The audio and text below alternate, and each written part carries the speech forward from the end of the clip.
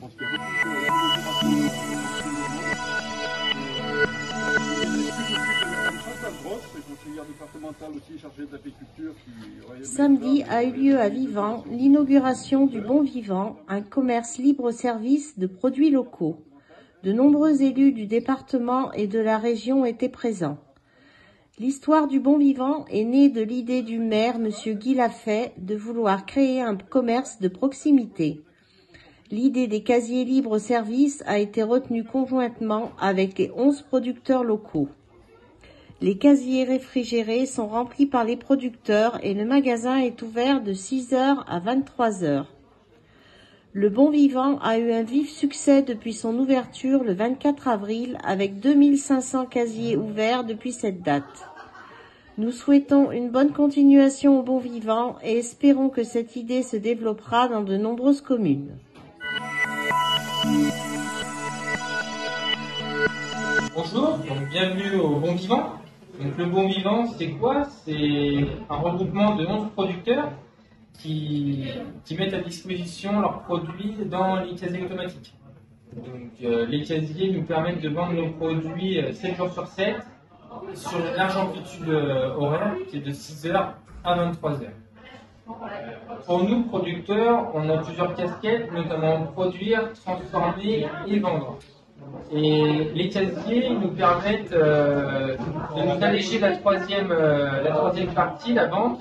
Voilà, donc ça se fait de façon automatique et ça nous permet de nous concentrer sur notre cœur de métier qui est la production.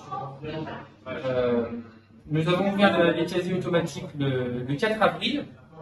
Ça fait un mois et demi et pour l'instant nous sommes très satisfaits de ce système de vente. Nous avons eu plus de 2500 ouvertures de casiers, ce qui nous aujourd'hui dans notre organisation remplit les casiers 3 fois par jour. Vous aviez un objectif au départ ou... Alors, vu que nous sommes locataires des machines, c'est la mairie qui a pris le plus gros risque financier. Nous n'avons pas forcément d'objectifs financiers imposés, tout simplement. Voilà, donc là, notre premier mois est plutôt positif. Comme je vous disais, nous avons plus de 2500 ouvertures de casiers.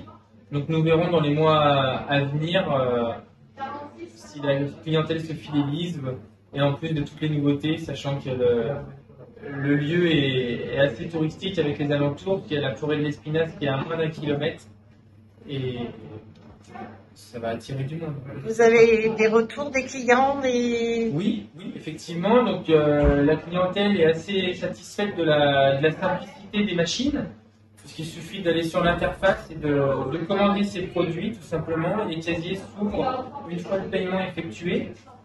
Et le retour le plus positif qu'on a, c'est que ça recrée un commerce au sein de la commune. Et de ce fait-là, ça crée du lien entre les habitants et c'est très apprécié de tout le monde en plus de la qualité de nos produits. Et vous êtes combien de producteurs? Donc comme nous sommes 11 producteurs, il y a un boulanger, des maraîchers, un producteur de fromage de vache, une productrice qui fait de la mozzarella et du beurre et de la crème à base de lait de vache. Ensuite, on a Aline qui fait des pâtes et de la farine. On a une productrice de bœuf et de veau. Donc on a nous qui faisons fromage de chèvre et œufs. On a Elodie qui fait des infusions. Et Louis Alexandre qui fait du miel.